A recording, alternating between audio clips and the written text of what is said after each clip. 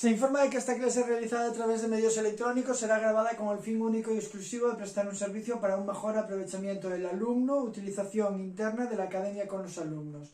En ningún caso estas grabaciones se cederán, difundirán y o comercializarán sin consentimiento del docente de la academia. Bueno, vamos a ver la segunda parte del tema 2. Vamos a hablar de los datos anómalos. Vimos que lo primero que había era que depurar el archivo de datos, corregir todos los errores que nos fuéramos encontrando. Vimos que teníamos que ver qué pasaba cuando algún sujeto no respondía a una de las cuestiones, pues cómo podíamos nosotros, pues de algún modo, chanchullar ahí un poco para tener esa respuesta a través de métodos de imputación y métodos de sustitución. Y vamos a ver ahora ¿qué hacemos con los datos anómalos? Algo anómalo, como su propio nombre indica, es algo que se sale de lo normal, ¿vale? Por lo tanto, vamos a ver que esos datos pueden de algún modo estropear los resultados que estamos teniendo. Por ejemplo, si yo voy a hacer un estudio sobre la población media española o los ingresos de la población media española y en el medio de mi muestra resulta que me encuentro a Amancio Ortega, claro, si yo calculo la media de los ingresos, esa media va a ser muy superior a lo que me daría si no estuviera Amancio Ortega entre los ingresos de los gallegos. Por lo tanto, tenemos que decidir qué vamos a hacer con ese dato. ¿Qué vamos a hacer con ese dato que se separa tanto del resto, que es tan diferente al del conjunto? Bueno, pues lo primero de todo que tenemos que tener claro es cuando nos encontramos con un dato que vamos a llamar anómalo, ¿vale?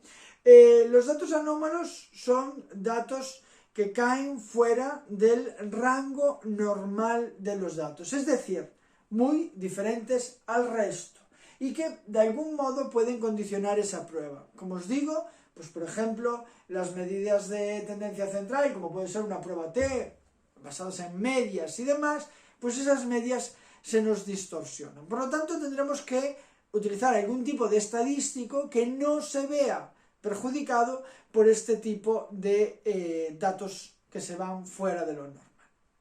Bueno, el criterio que vamos a utilizar para saber cuando un dato es un outlier o cuando un dato es un extremo, es decir, los dos tipos de datos anómalos que nos podemos encontrar, ¿vale? Dentro de los anómalos tenemos outliers y extremos. La diferencia es cómo de lejos se encuentran del resto, ¿vale? Los que más lejos están son los extremos y los que menos lejos están serían los outliers. En general, ¿cuál es la diferencia? Bueno, pues la diferencia es que los outliers son aquellos que distan entre 1,5 y 3 veces del cuerpo central de la distribución, entre 1,5 y 3 veces el IQR, ¿vale? Y los extremos son los que distan más de 3 veces el IQR del cuerpo central de la distribución. Definimos, por lo tanto, lo que es el IQR. El IQR, vamos a ver qué es el cuerpo central de la distribución. Incluye todos aquellos datos que se encuentran entre el percentil 75 y el percentil 25.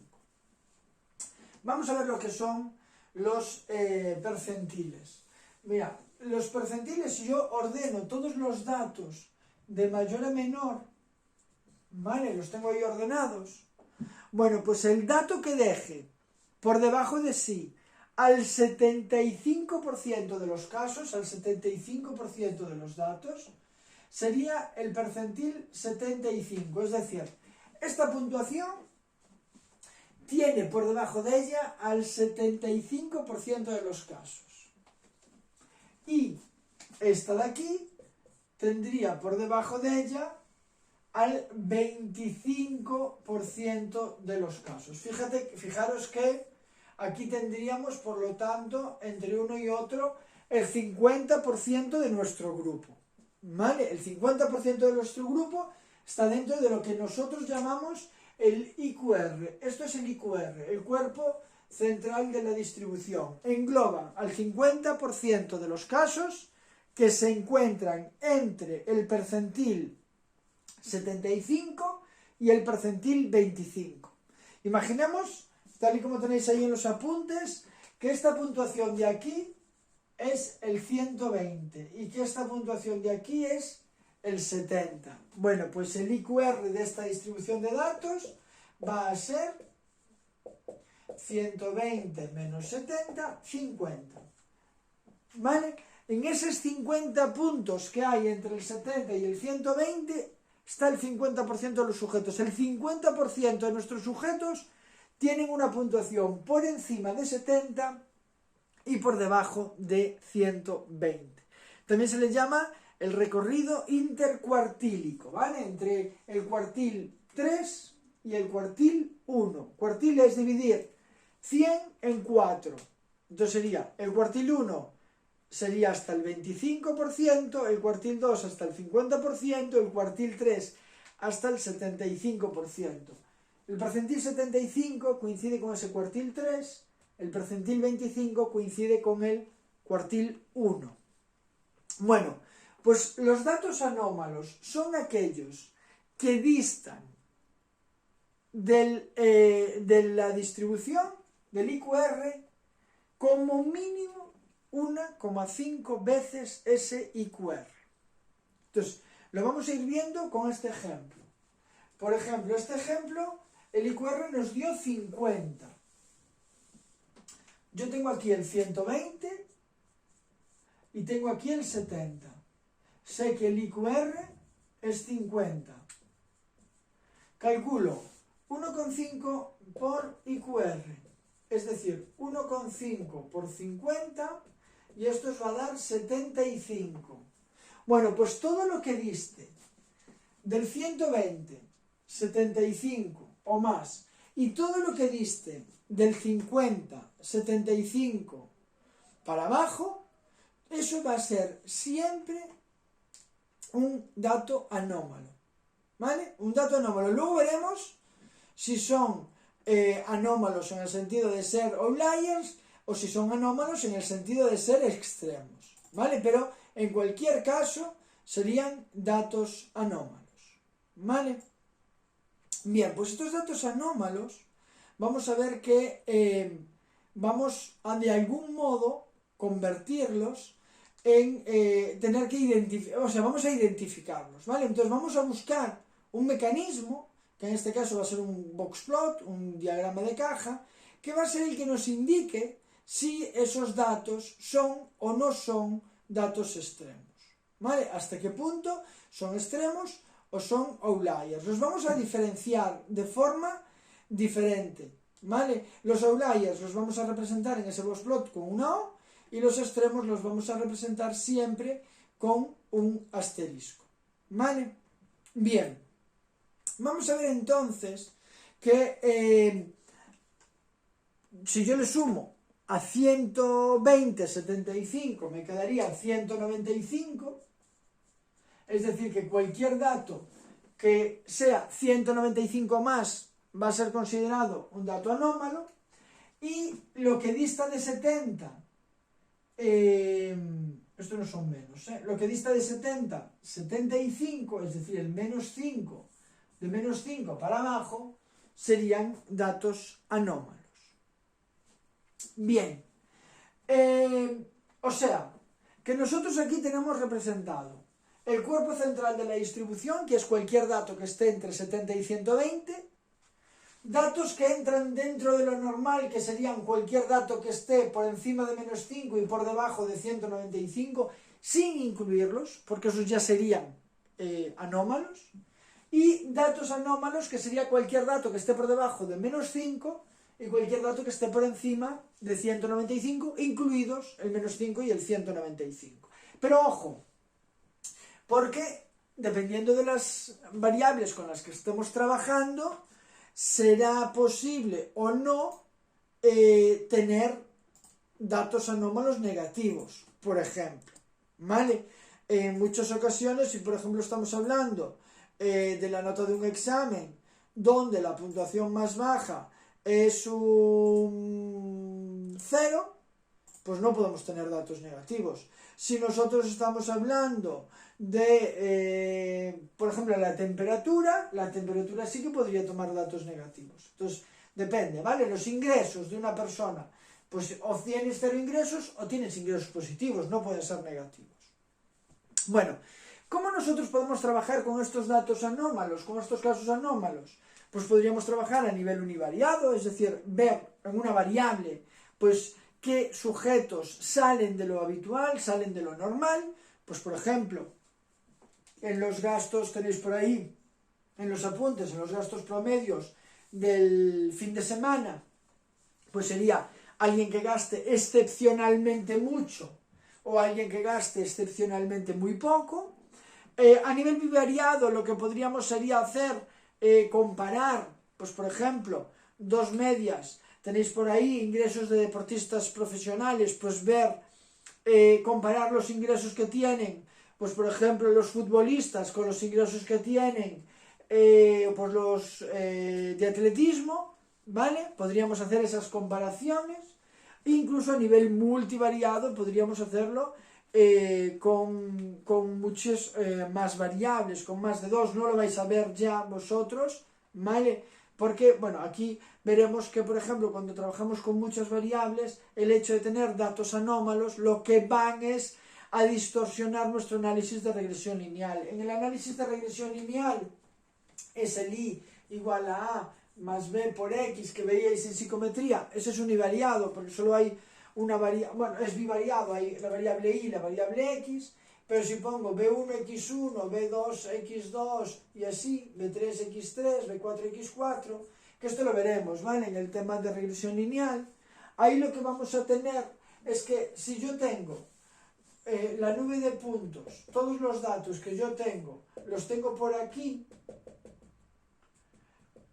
¿vale? Y quiero representar la regresión lineal, lo que nos va a representar es una línea recta que represente a todos esos datos. Si yo quiero representar esa línea, la línea me vendría por ahí, más o menos.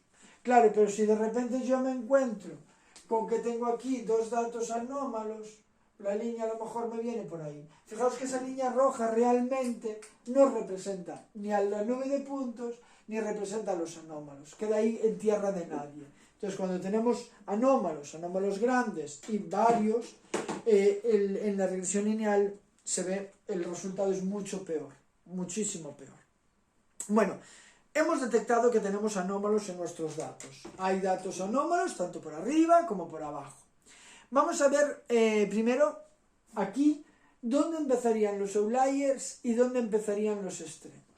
Bueno, los outliers distan entre 1,5 y 3 veces el IQR.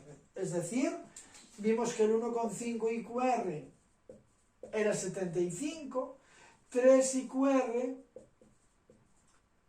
va a ser 3 por 50, perdón. 3 por 50, que es 150. Bueno, pues lo que diste siempre es, ¿vale? Lo que diste del P75 para arriba y del P25 para abajo. Lo que diste del P75 para arriba, 150, es decir, a partir de 270. Y lo que diste del P25 para abajo, es decir, 70 menos 150, que va a dar menos 80, vamos a ver que estarían ahí. Es decir, que cualquier dato, ahora fijaros, cualquier dato que esté entre esto y esto es un dato que entra dentro de lo normal, ¿vale? Datos que se consideran normales. Cualquier dato que esté entre 195 y 270 incluidos son outliers. Y lo mismo entre menos 5 y menos 80. Y cualquier dato que esté por encima de 270 o por debajo de menos 80 va a ser un dato extremo.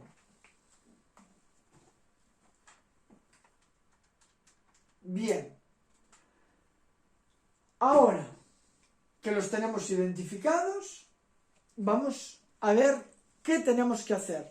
¿Qué pasaría si yo tengo un dato aquí, un dato aquí, un dato aquí o un dato aquí? ¿Vale? Si tengo algún dato anómalo, por qué solución podríamos optar? Lo primero que tenemos que hacer es detectar estos anómalos, analizarnos y, sobre todo, muy importante, ver que no sea un error. Porque, por ejemplo, si yo estoy trabajando con la edad y de repente tengo un dato de 130, claro, puede ser un anómalo, puede ser una persona que tenga una longevidad fuera de lo normal, o puede ser que yo me haya equivocado, ¿vale?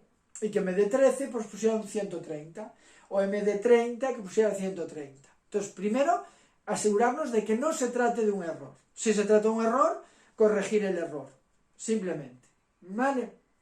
Bien, segundo, si no es un error,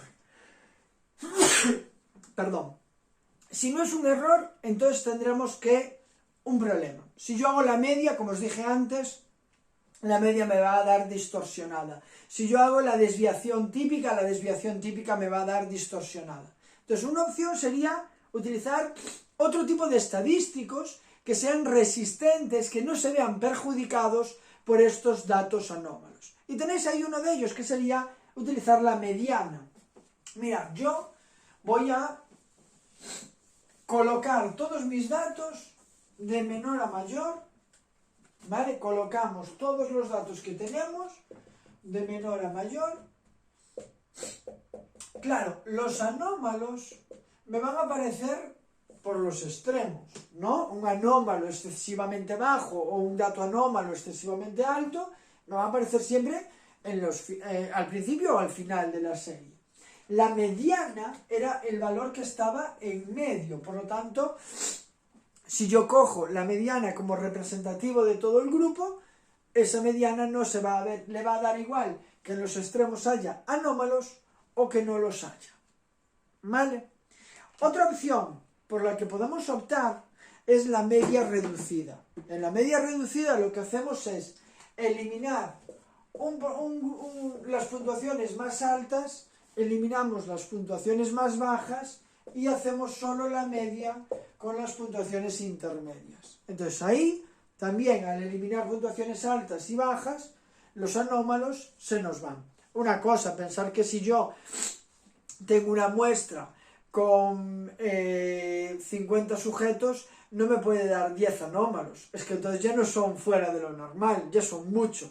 Normalmente anómalos tenemos pues 1, 2, 3, tampoco muchos. Depende del número de sujetos con los que estemos trabajando, ¿vale? O sea, una opción, la mediana, coge el valor del medio y así los anómalos no le afectan.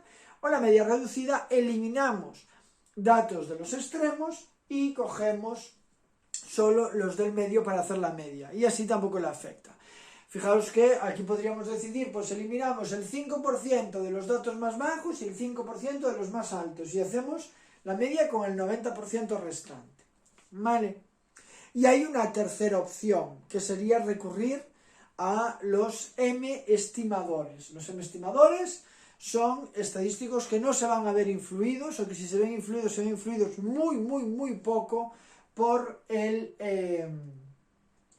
este tipo de datos anómalos, ¿vale?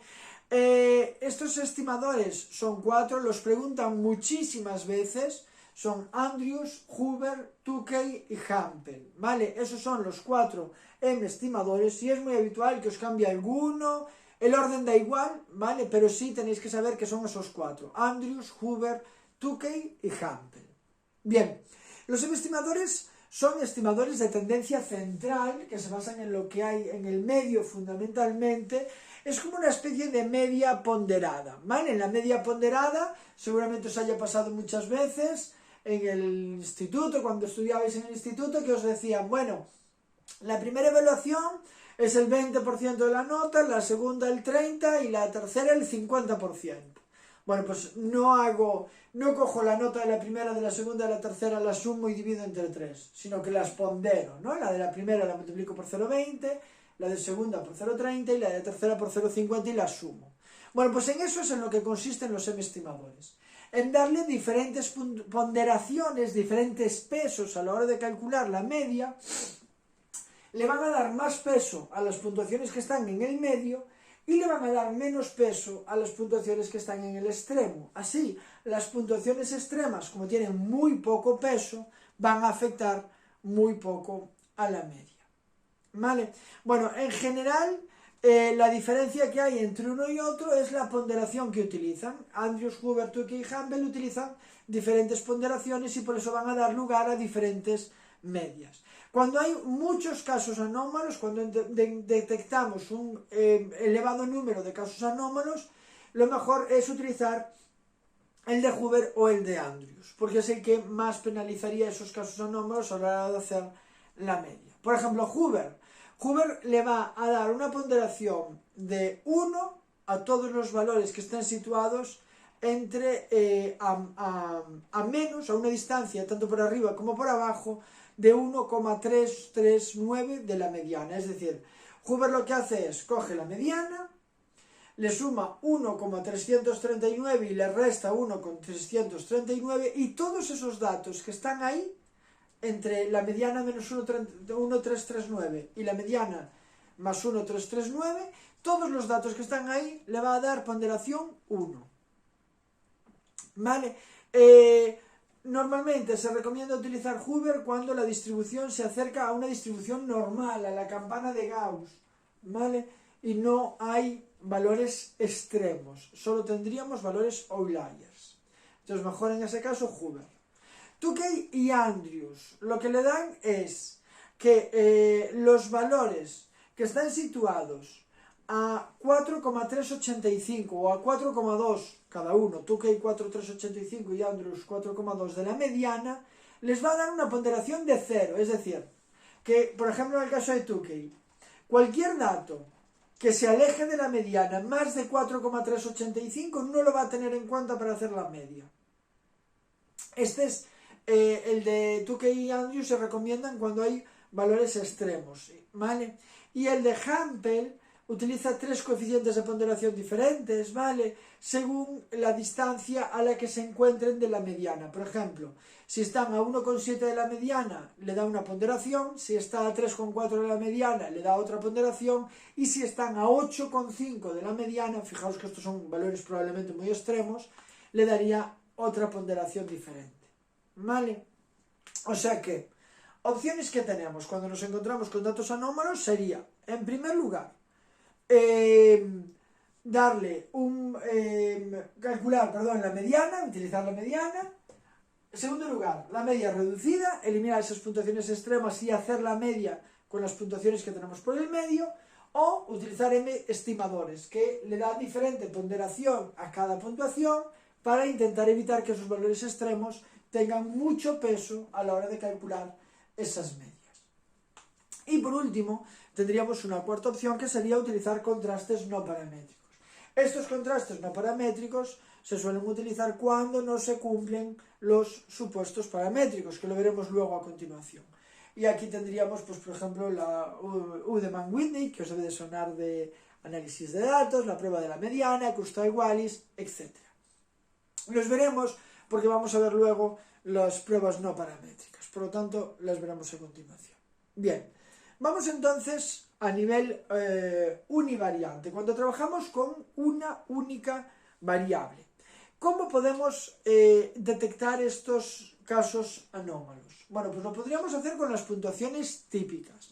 Acordaros que las puntuaciones típicas, nosotros la puntuación de un sujeto la podíamos dar en puntuaciones directas, la que realmente medimos, la que directamente medimos. Pues por ejemplo, si yo os aplico un test para medir vuestro CI, pues sería el CI que me da ese test.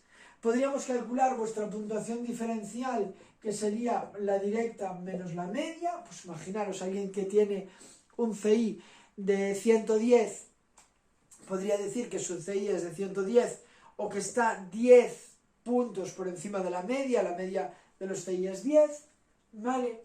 Y la puntuación típica, que sería la directa menos la media entre la desviación típica. Las puntuaciones típicas me decían a cuántas desviaciones típicas se encontraba esa puntuación de la media, ¿vale? En los CIs la desviación es 15, pues por ejemplo, alguien que tenga un CI de 130, su puntuación típica sería de 2. Está 2 desviaciones típicas por encima de la media, ¿vale? Entonces, transformamos las variables directas en variables típicas, ¿vale?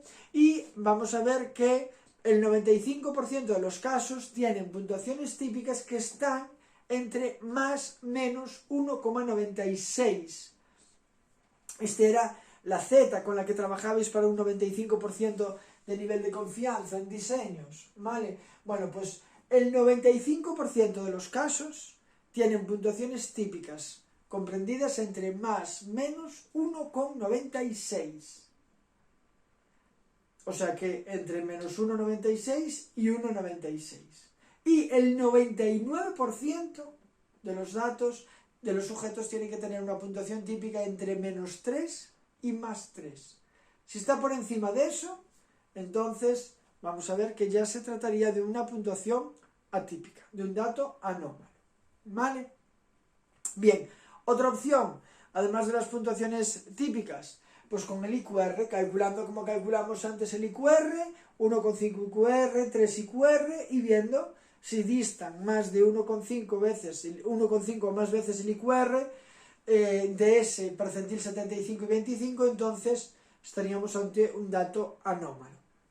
Con los gráficos de caja, con el boxplot, vamos a ver luego cómo es el boxplot, por lo tanto yo no me voy a meter ahora, o con los gráficos de tallo y hojas. Los gráficos de tallo y hojas son unos gráficos que las puntuaciones las van ordenando. Por ejemplo, vamos a poner, imaginaos que son puntuaciones en decenas, entonces vamos a poner, por ejemplo, el 0, 1, 2. Aquí vamos a poner el 22, 23, 24, 24, 28. 31, 32, 33, 33. Bueno, lo que hacemos con estos gráficos de tallo y hojas, ponemos aquí las decenas y ponemos ahí las unidades. Normalmente estos gráficos suelen tener forma de hoja, es decir, normalmente suelen ir dándonos algo así, ¿no? Los datos que están por el medio son los que más veces hay, los que más datos hay. Sí que es cierto que si yo aquí, imaginaos que paso a tener el 42, 43 y el 51 y no tengo nada más y de repente me aparece aquí el 98, pues probablemente este 98 sea un dato anómalo, ¿vale? Bueno, solo con que sepáis de forma teórica que el gráfico de tallos y hojas os permite detectar los datos anómalos a nivel univariado. A nivel bivariado, con dos variables, pues hacemos un gráfico de dispersión, ponemos en un eje una variable, en otro eje la otra, y vamos poniendo los puntos. Pues un sujeto que tiene esta puntuación en X tiene esta puntuación en Y, alguien que tiene esta puntuación en X tiene esta puntuación en Y. Vamos haciendo el gráfico de dispersión, vamos viendo que todos esos sujetos están por ahí, y de repente nos aparece uno ahí arriba. Pues ese sería un dato anómalo, ¿vale? Un outlier o un extremo, ¿sí? Y luego a nivel multivariado vamos a hacerlo a través de los errores, a través de los residuos. Fijaos que si yo dibujo esa recta y esta recta viene por aquí, el error que cometo es la distancia que hay desde el punto hasta la recta. Fijaos que en este caso el error es muy alto, ¿vale? Cometo un error muy grande. Bueno, pues a través de esos errores tipificados y demás, podríamos detectar esos datos anómalos. Y luego podemos utilizar unos estadísticos que veremos también luego, que serían la distancia de Cook y la distancia de Mahalanobis. La veremos cuando veamos el tema de regresión lineal, por lo tanto, aquí de momento simplemente saber que a nivel multivariado podemos detectar los casos anómalos a través de los residuos, a través de la distancia de Cook y a través de la distancia de Mahalanobis. Bueno, vamos a meternos ahora en el boxplot, ¿vale? Vamos a ver cómo podemos hacer ese boxplot, que es un utensilio que nos permite detectar muy fácilmente esos datos anómalos. ¿Cómo van a ser esos datos anómalos? Bueno, el boxplot nos va a dar información de muchísimas cosas. Nos va a informar de cuál es el percentil 75, cuál es el percentil 25. Nos va a indicar qué datos son outliers, qué datos son extremos. Nos va a decir cuál es el IQR, cuál es la mediana. Pero luego nos va a decir también si la distribución es simétrica o no. Nos va a permitir ver la kurtosis. La simetría era que la distribución, cuando la dibujamos, esto es más o menos simétrico porque al doblarla por el medio coincidirían, pero por ejemplo esto no es simétrico porque al doblarla por el medio no coincidirían. Y la kurtosis, lo veremos también, lo que nos dice es si es como muy puntiaguda o si es muy achatada, etc. ¿Vale? También nos lo va a permitir ver el boxplot. Y luego nos va a permitir hacer comparaciones. Podemos hacer dos boxplot para dos grupos y comparar un grupo con el otro, o podemos incluso hacer dos boxplots, dos o más, para un mismo grupo en dos variables. Pues por ejemplo comparar el peso y la altura.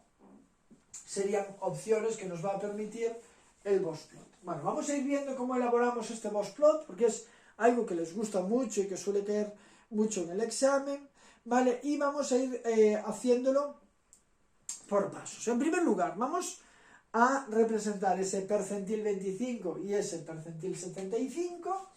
Pues imaginaos que yo tengo aquí el P75 y que tengo aquí el P25. Pues imaginaros, vamos a coger para tomar como unidad de medida un folio. Vale, entonces voy a hacer un folio más o menos de ese tamaño, ¿vale? Para que lo veáis. Mirad, este folio más o menos es de ese tamaño. Entonces, vamos a, en el percentil 75 y 25, lo que hace el boxplot es hacer una caja. Vale, tenemos ahí esa caja que, si veis, es del tamaño de este folio. Vale.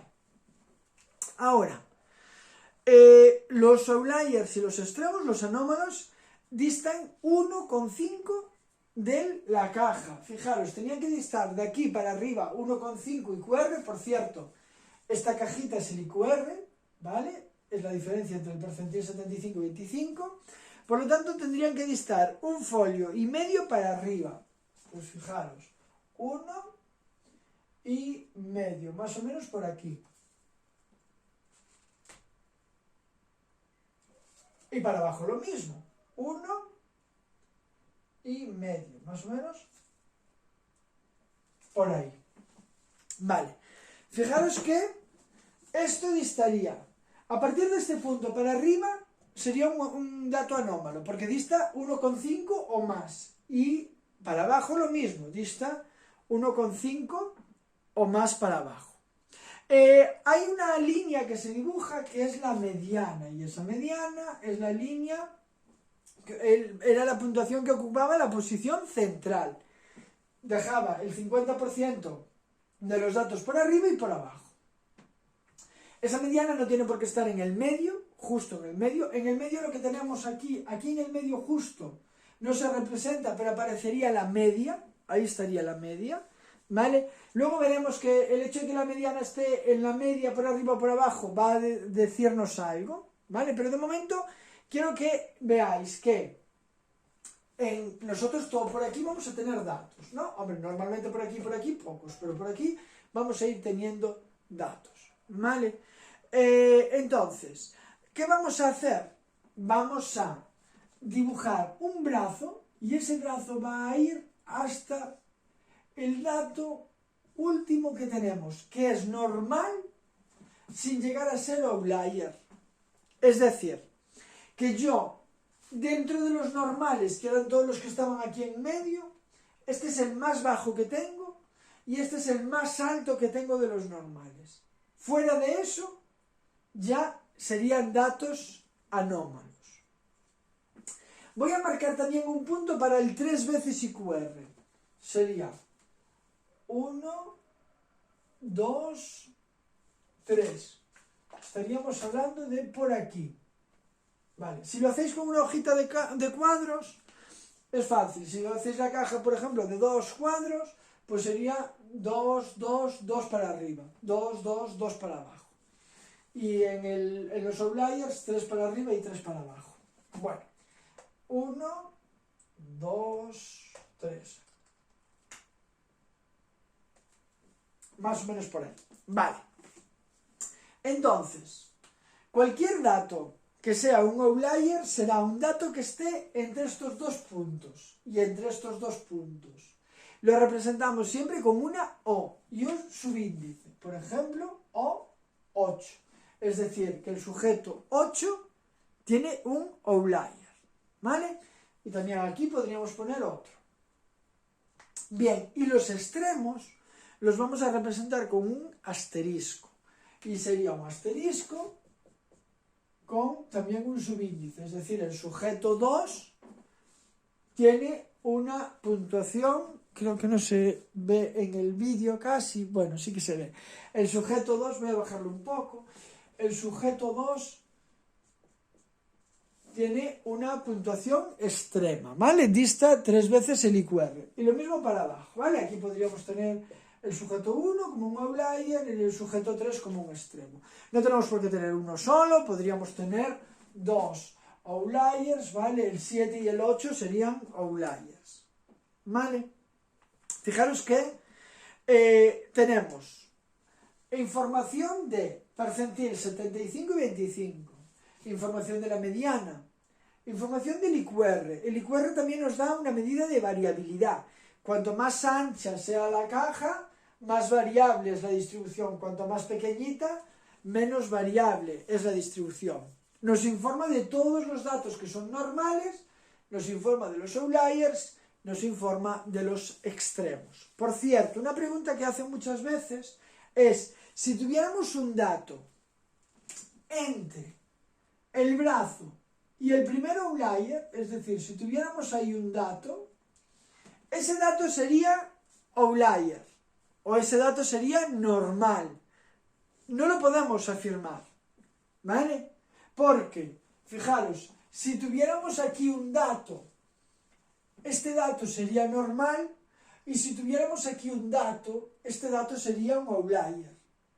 De hecho, fijaros que si tuviéramos aquí este dato, realmente el brazo tendría que llegar hasta ahí, porque sería el normal más alto.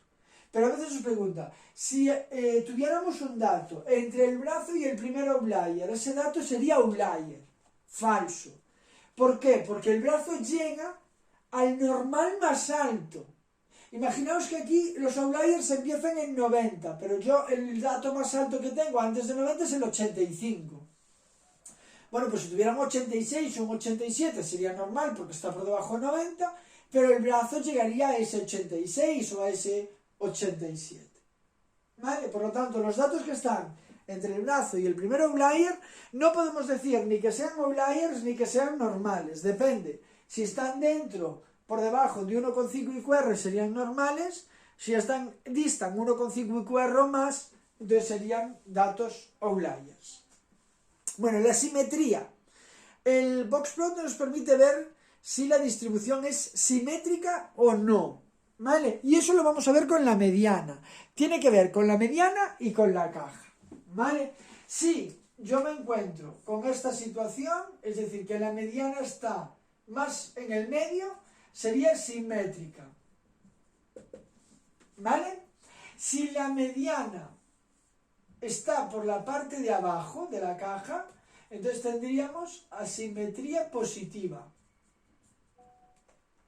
Y si la mediana se encuentra en la parte superior de la caja, entonces tendríamos asimetría negativa.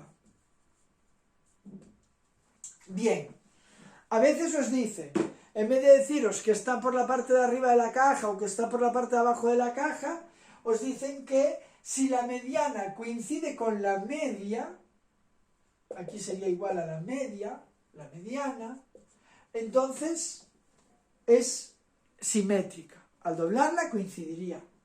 Si la mediana está por debajo de la media, entonces es asimétrica positiva.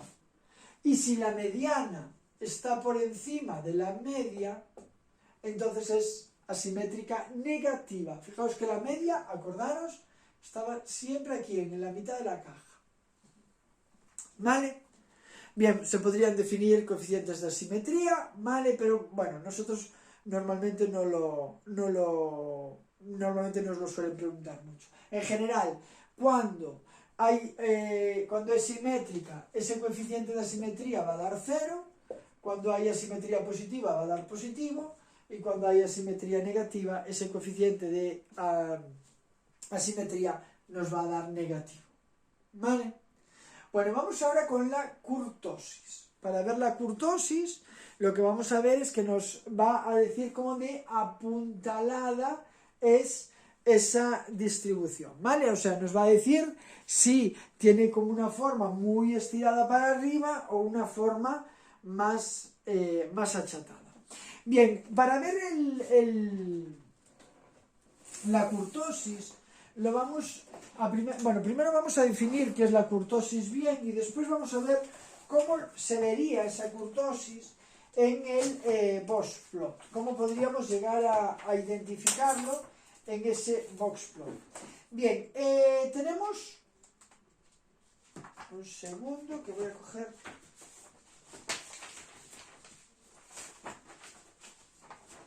Voy a coger una gráfica que tengo para enseñaros.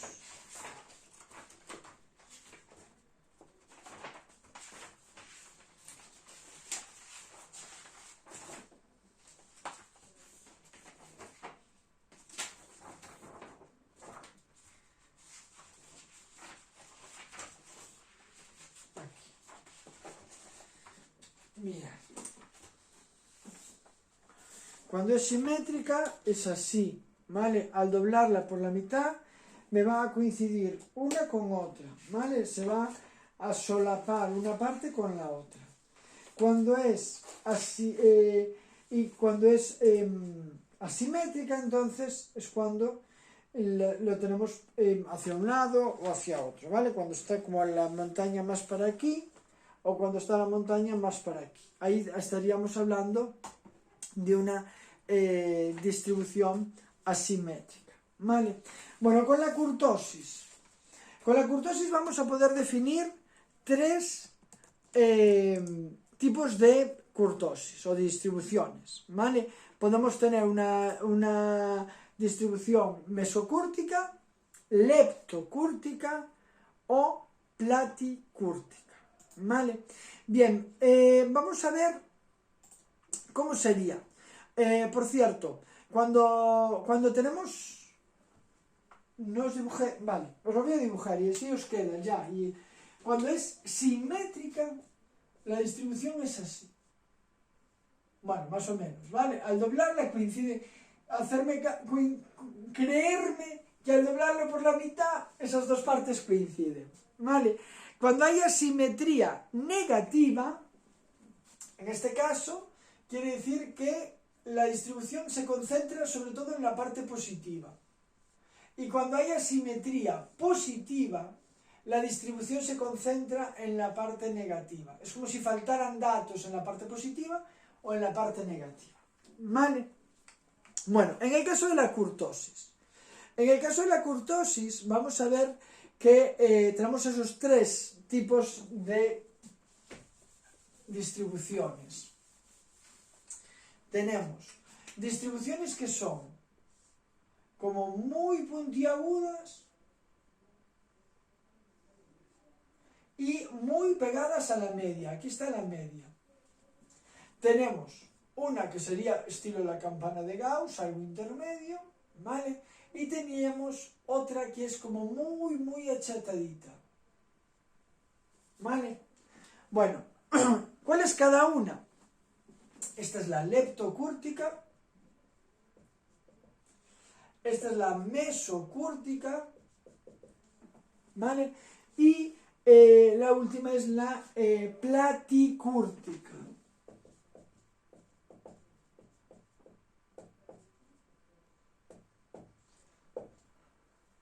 Vale, truco que os doy, para que os acordéis siempre, ¿vale? Fijaros que la platicúrtica es como si yo cojo un plato hondo y le doy la vuelta, pues sería como un plato, ¿vale?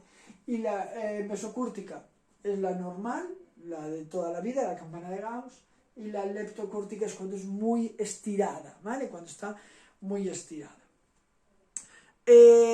Cuando nosotros podemos aplicar un coeficiente, calcular un coeficiente de kurtosis, y ese coeficiente de kurtosis cuando es meso me da 3, cuando es lepto me da mayor que 3 y cuando es plati me da menor que 3, ¿vale? Platicúrtica sería menor que 3. Bueno, ¿cómo las vamos a poder identificar en el boxplot? Pues fácil, mirad.